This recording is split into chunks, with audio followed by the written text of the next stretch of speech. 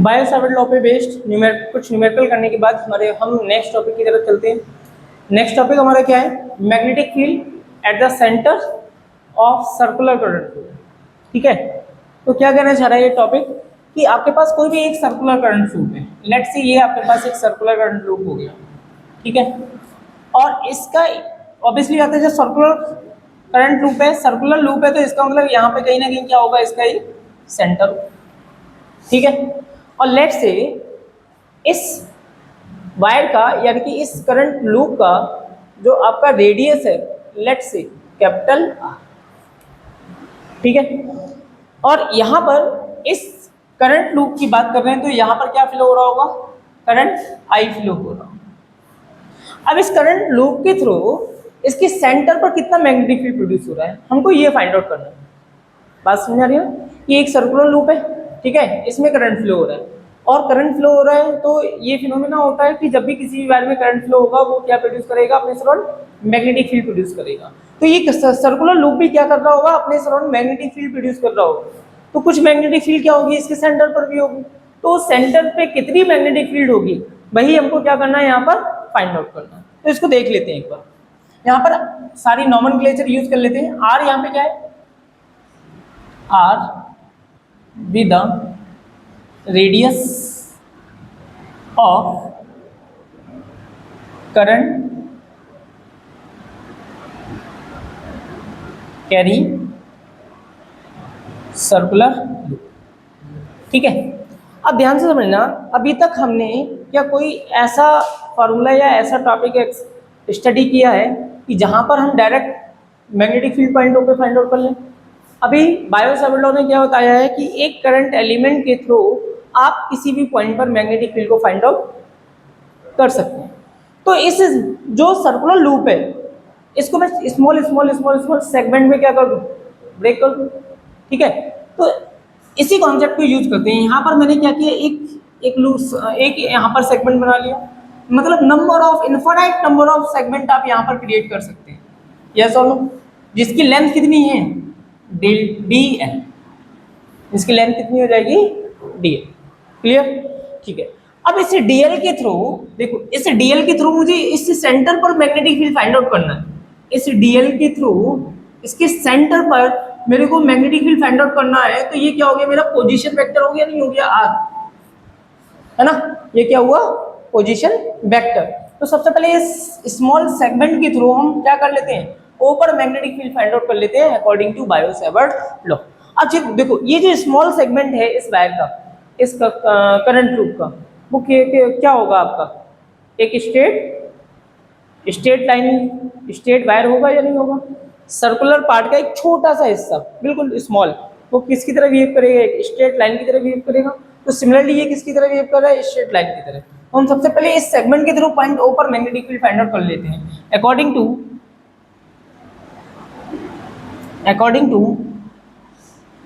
Bio Savart law, magnetic field at center O due to small segment dl, ठीक है। क्या formula होता है बताओ? dv is equal to mu naught upon 4 pi. Current कितना flow हो रहा है? आई। स्मॉल एलिमेंट कितना है? dl। अच्छा, पोजीशन वेक्टर हम स्मॉल एल लेते थे, लेकिन यहाँ पर कितना हो जाएगा? Capital R square and sine theta. अब बताओ साइन थीटा की वैल्यू कितनी है? यार theta is equal to 90 degree. देखो ये करंट एलिमेंट और ये पोजीशन वेक्टर, तो ये हो गया आपका 90 डिग्री। तो मैग्नेटिक फील्ड कितना प्रोड्यूस हो जाएगा? dv is equal to mu naught upon 4 pi I D L upon R square. Clear? ठीक है। अब देखो, ये जो ये था एक करंट एलिमेंट के थ्रू, यहाँ पर infinite number of current element है, सेम लेंथ की है, तो हमें क्या करना पड़ेगा? सबको ऐड करना पड़ेगा, है ना। और मैथमेटिक्स हमें क्या बताती है कि ऐड करने का मेथड क्या है हमारे पास? इंटीग्रेशन, ठीक है। तो हम total magnetic field find out कर सकते हैं। Total magnetic field at point O due to current loop. Then B is equal to integration of dV. बात समझ में आ गई? ठीक है. Now B is equal to dV का formula mu naught upon 4 pi I D L upon capital R square. Then B is equal to mu naught upon 4 pi बाहर constant I V constant R square भी constant. Integration किसका होगा? सिर्फ DL का. अब बताओ DL का integration क्या होगा? समझो बात को. डीएल का integration DL DL DL DL DL DL DL DL मिलके क्या बनना है? एक पूरा सर्कल बनना है. और ये यहाँ से स्टार्ट हुआ यही एंड हो गया, मतलब सर्कमफ्रेंस हो गया. और सर्कल का सर्कमफ्रेंस कितना होगा? 2 pi R. 2 pi R circumference of the circle. Then B is equal to, देखो पाई से ये pi cancel, 2 to the 4, R से ये R cancel, then mu not I upon 2 R. ठीक है. ये फॉर्मूला हो गया किसका? Magnetic field at the centre of the current loop. Clear? समझ आ गया? इसके बाद अगर हम देखें, इसी के जस्ट बाद अभी क्वेश्चन आपसे किस तरीके से पूछ सकता है. मैं अगर इसको क्या कर दूं, हाफ कर दूं. ठीक है. ये तो पूरा लूप था, करंट लूप, सर्कुलर लूप. इसको मैंने हाफ कर दिया. ठीक है. इसको मैंने हाफ कर दिया. क्या बन गया? ये सेमी सर्कल है ना. और इस सेमी सर्कल के थ्रू आपको क्या करना है? सेमी सर्कुलर वायर के थ्रू करंट लूप की तरह इसके सेंटर पर मैग्नेटिक फील्ड कितनी होगी? देखो पूरे सर्कुलर लूप की थ्रू कितना हो रहा था? Mu naught upon I upon 2 R. तो हाफ सर्कुलर लूप की थ्रू क्या होगा?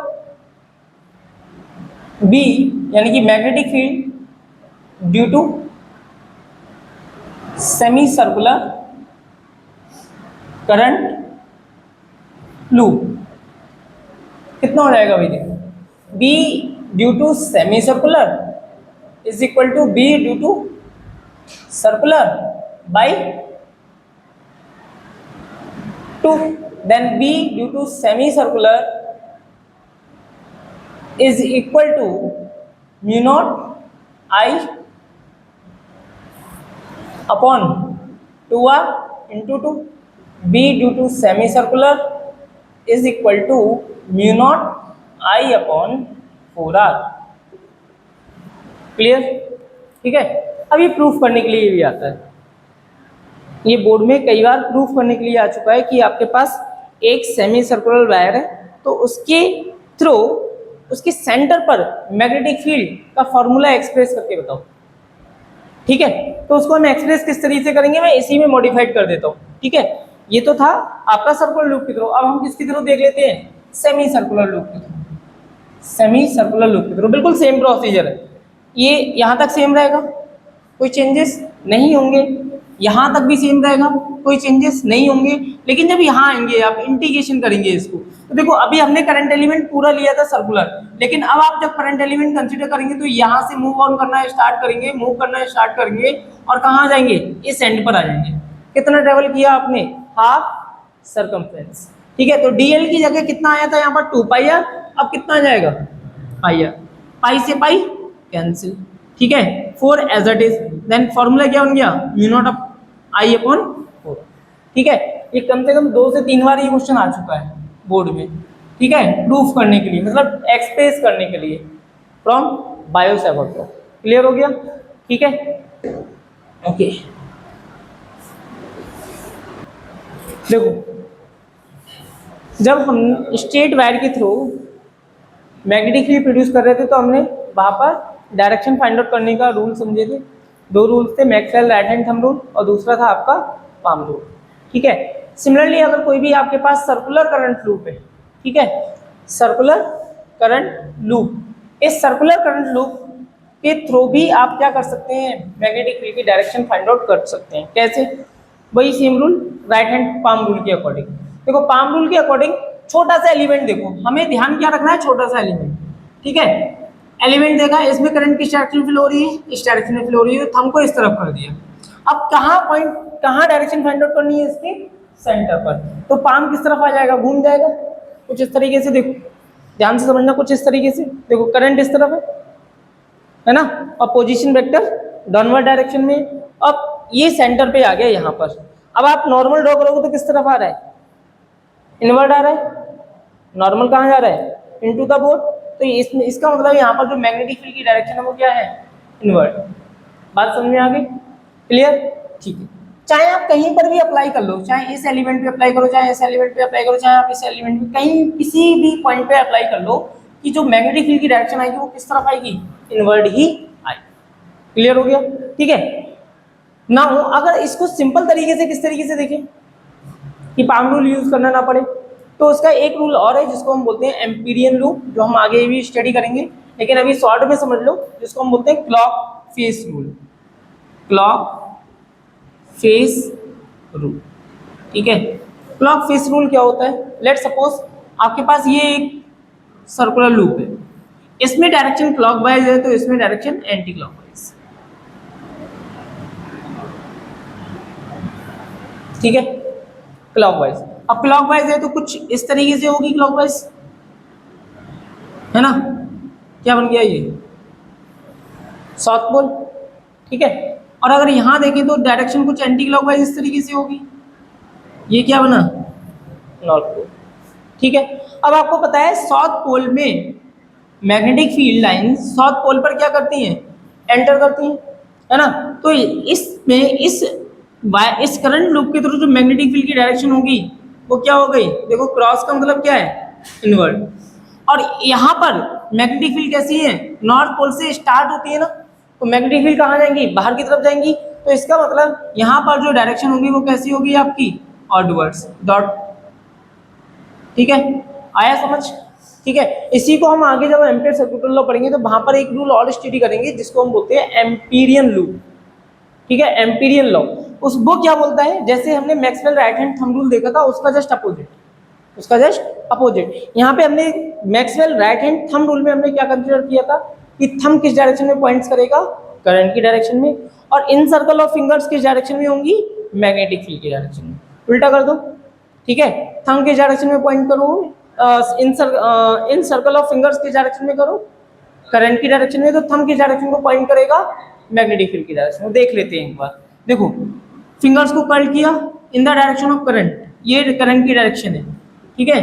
तो करंट की डायरेक्शन कैसी है, क्लॉकवाइज, ठीक है। अब फिंगर्स को हम कर्ल कर रहे हैं क्लॉकवाइज क्लॉकवाइज क्लॉकवाइज, थंब किस तरफ आ रहा है, इनवर्ड आ रहा है ना, तो मैग्नेटिक फील्ड की डायरेक्शन कैसी हो गई, इनवर्ड, ठीक है। भाई यहाँ देखो, यहाँ पर डायरेक्शन क्या है करंट की, एंटी क्लॉकवाइज, तो फिंगर्स को कर्ल किया anti clockwise, anti clockwise curl कर रहे हैं तो थंब स्ट्रेच हो रहा है आउटवर्ड डायरेक्शन में, तो यहाँ पर जो मैग्नेटिक फील्ड की डायरेक्शन होगी वो क्या होगी आपकी, आउटवर्ड्स। आगे समझ क्लियर हो गया, ठीक है। बाकी हम कल एक्सियल पॉइंट पर डायरेक्शन को एक्सियल पॉइंट पर मैग्नेटिक फील्ड फाइंड आउट करेंगे, मोस्ट इंपोर्टेंट टॉपिक है, ठीक है, इसलिए वो थोड़ा सा टाइम लेगा, इसलिए हम उसको कल कराएंगे, ठीक है।